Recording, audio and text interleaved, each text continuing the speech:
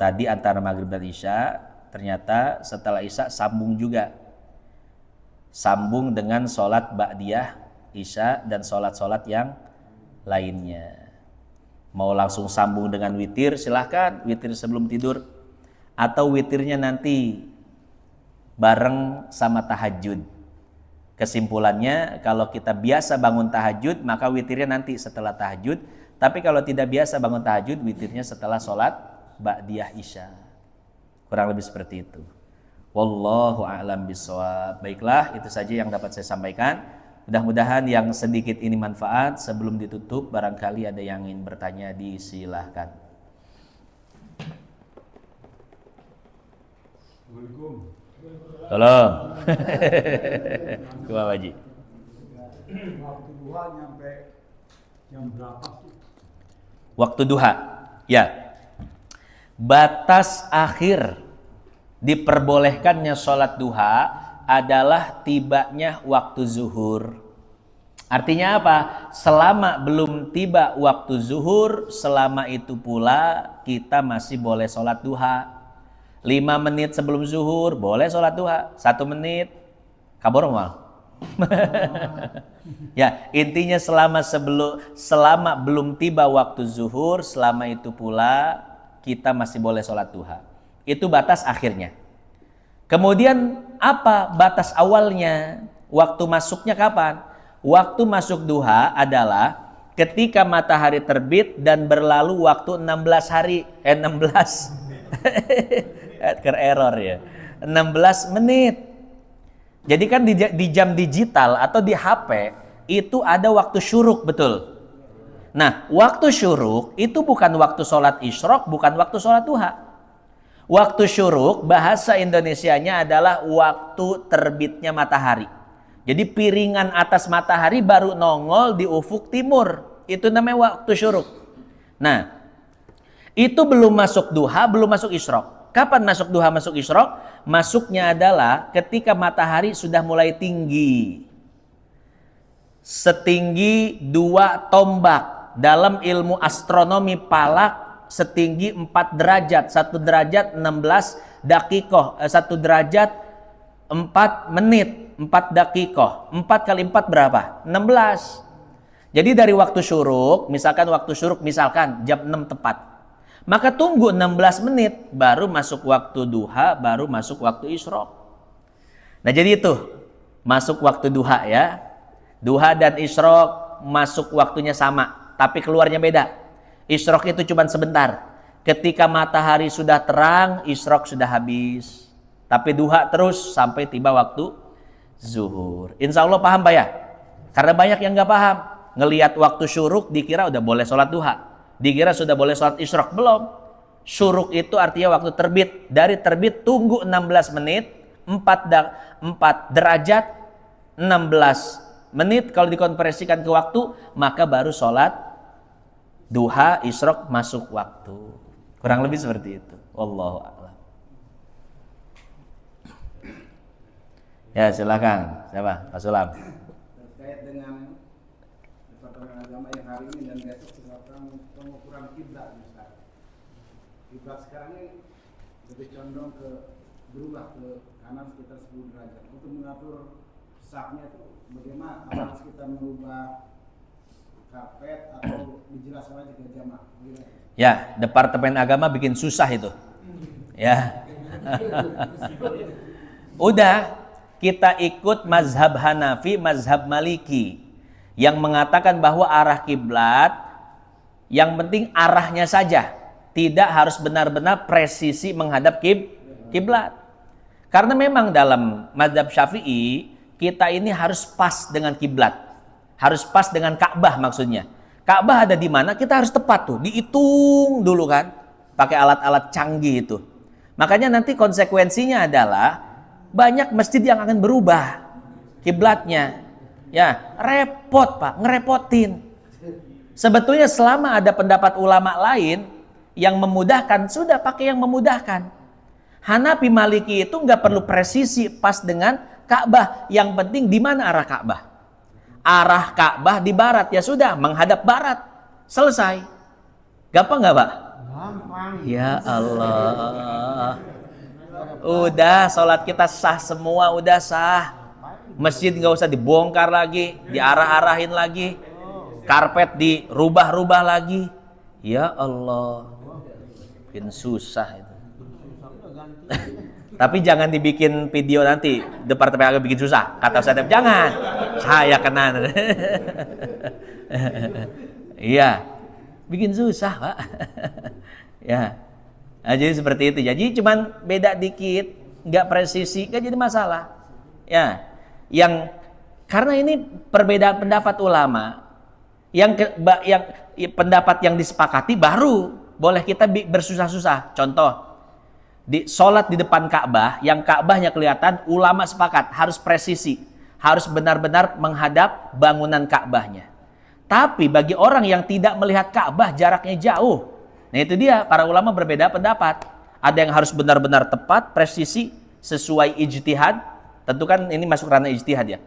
Nah, ada yang ya nggak usah repot-repot, yang penting arah kiblatnya saja, selesai. Kurang lebih seperti itu ya. Wallahu a'lam bishawab. Silakan. Itu loh, Kang Ahmad dulu. Ya. Waalaikumsalam warahmatullahi wabarakatuh. Itu masalah sholat awal tadi. Kalau misalkan kayak sholat sunnah duha gitu kan, niatnya kan sholat sunnah duha ya. Nah kalau sholat sunnah awal itu niatnya sama kan seperti itu. Misalkan ada sholat sunnah awal gitu, apa cuma sholat sunnah aja gitu. Nah terus yang kedua, ada doa khusus nggak gitu untuk sholat sunnah awal gitu? Kalau sholat duha kan ada ya. Iya. Ya, masalah niat itu bisa dipilih, Pak ya. Mau usolli sunnatal duha, mau usolli sunnatal awwabin, boleh. Atau sholat yang antara maghrib dan isya, ya. Mau sholat sunnah, usolli sunnatan lillahi ta'ala, enggak disebutkan awwabinnya, atau usolli sunnatal awwabin, boleh juga, ya. Yang penting berkaitan dengan waktunya, ya. Kurang lebih seperti itu ya. Jadi boleh mau pakai duhanya, awabinnya, atau nggak disebutkan sama sekali juga, nggak jadi masalah. Sunat biasa gitu ya. Iya. Waktunya kan memang waktu duha ya, waktu maghrib sama isya gitu. Iya, boleh. Nah, itu terkait awabin yang antar maghrib dan isya ya. Kalau yang duha saya kira lebih tepat disebutkan. Kalau nggak duhanya, awabinnya. Ya. Kurang lebih seperti itu. Doanya ya.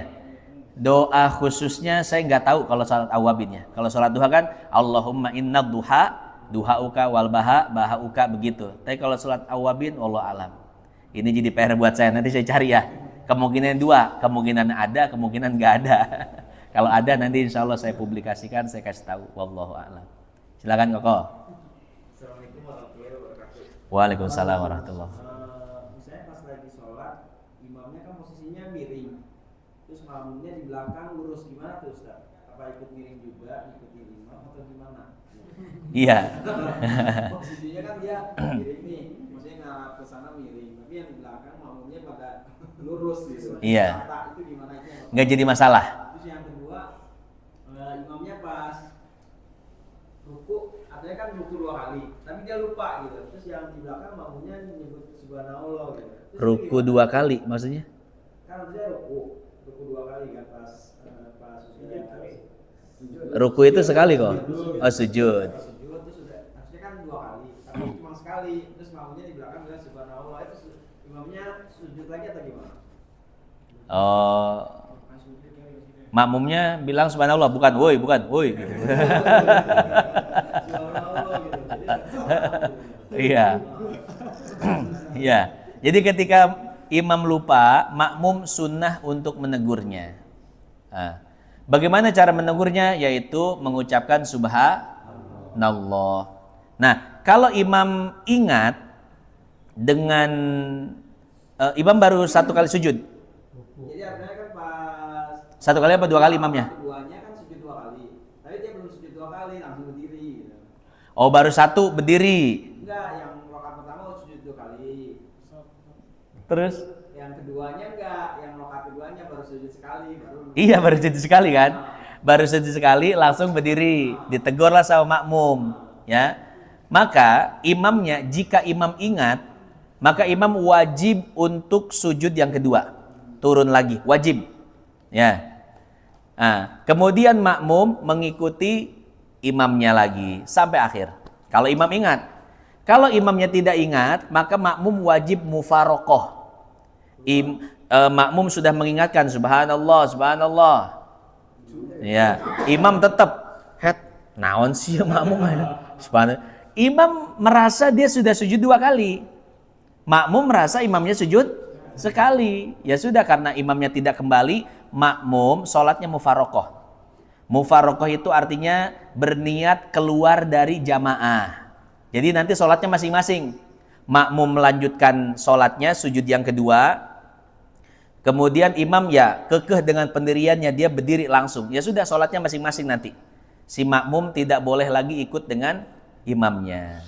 Ya. Jadi kemungkinannya 2 ya. Kemungkinan imamnya ngeh, kemudian dia kembali lagi, maka si makmum wajib mengikuti. Tapi kalau si imamnya enggak ngeh, makmum wajib mufarokoh.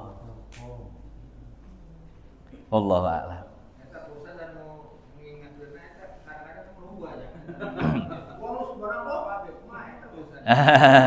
Ya, boleh.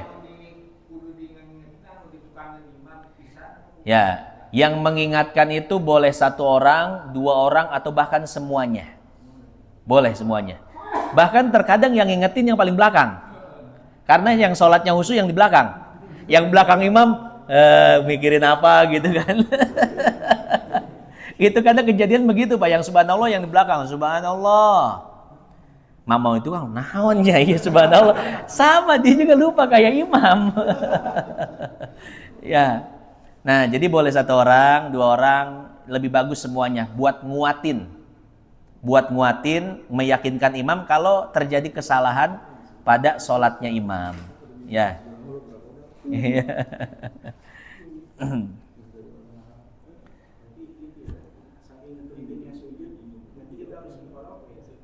Iya, karena sujud itu merupakan rukun sholat. Kalau rukunnya tidak terpenuhi, maka sholatnya tidak sah. Maka makmum yang mengetahui sholat imam itu berpotensi tidak sah, ya sudah, wajib mufarokoh agar sholatnya sah. Nah, si imam bagaimana yang nyangka, yang tetap kekeh, dia tuh udah sujud 2 kali. Ya sudah, si imam sholatnya sah buat diri sendiri. Ya. Karena yang namanya ibadah adalah fi zonnil mukallaf, sesuai dengan prasangka. Habis sholat, debat nih makmum sama imam. Ya, kata makmum, "Mam, ya, tadi kamu sujud sekali," kata imam, "Mum." Lah, aing geus 2 mum. Debat nih si imam, yakinnya 2, makmum yakinnya 1. Ya sudah, masing-masing itu menjalankan ibadah sendiri-sendiri. Ya. Kiblatnya salah, tidak sah. Ya, kalau seandainya dia sadarnya itu pas sholat, maka dibatalkan sholatnya, ulang dari awal. Kalau sadarnya setelah sholat, maka dia sholat ulang. Ya, kalau di Miftahuddin saya yakin nggak bakal salah kiblat, karena pintunya di belakang, mimbarnya, mihrabnya di depan, ketahuan. Yang orang banyak salah kiblat di masjid apa? Nurus Saadah. Udah pernah masuk Masjid Nurus Saadah? Pintunya itu di depan. Di arah imam. Ya. Maka orang yang pertama kali masuk Nurus Saadah itu dikira itu pintu belakang, kemudian langsung menghadap ke depan sana. Akhirnya sholat banyak ngadep ke timur, Pak. Saya menyaksikan bukan 1 2 ya. Betul ya Pak Haji ya? Iya. Miring sih enggak. Cuman karena saya belum selesai dulu. Cuman karena pintunya di belakang, ya pintunya di depan, maka dianggap arah kiblat atau mihrabnya itu di belakang. Ada yang lagi sholat, waduh, lagi sholat. Saya nyuruh bocah, bisikin, "Pak, kiblatnya salah." Gitu ya. Erahan banget itu, Pak. Sholat gitu. Ada yang selesai, diulang lagi sholatnya. Kurang lebih seperti itu kok ya. Diulang lagi kalau udah selesai. Kalau misalnya pas lagi sholat, kan juga ada di salah satu masjid itu di depannya itu banyak kolam ikan. Begitu waktu sholat itu banyak nyamuk, itu gimana tuh Ustaz? banyak nyamuk beneran gitu. Lagi sholat banyak nyamuk. Wah, banyak nyamuk gitu. Jadi nyamuknya tuh pada nempel ke badan itu gimana pada gerak-gerak gitu. Oh iya. Oh jadi yang ditanyakan gerak-geraknya ya. Lagi sholat gerak-gerak karena digigitin nyamuk. Ya. Nah kalau gerak-geraknya itu disengaja, kemudian sebanyak 3 kali, maka bisa membatalkan sholat. Kalau geraknya sekali 2 kali gini, ada nyamuk di pipi. Nah gitu, sekali 2 kali tidak jadi masalah. Tapi kalau 3 kali berturut-turut batal. Kecuali kalau gerakannya itu gerakan idtiror, gerakan yang tidak bisa dikendalikan. Karena saking gatalnya sampai begini, gitu kan. 3 kali itu nggak jadi masalah. Gerakan di luar kontrol kita. 3 kali berturut-turut itu tidak jadi masalah. Ya, iya. Lagi nyamuk pada bang nyamuk letik. Iya. Oh begitu ya. Berarti sholatnya pakai autan dulu ya.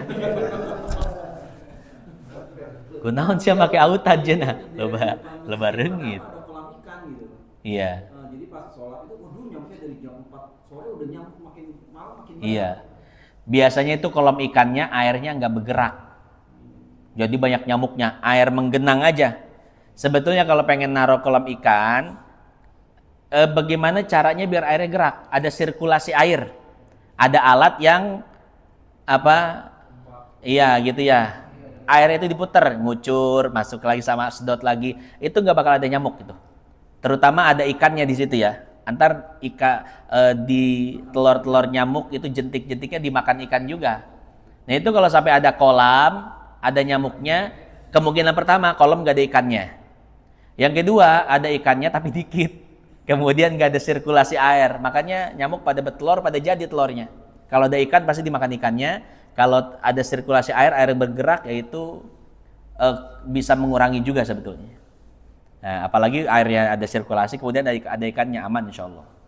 Wallahu a'lam.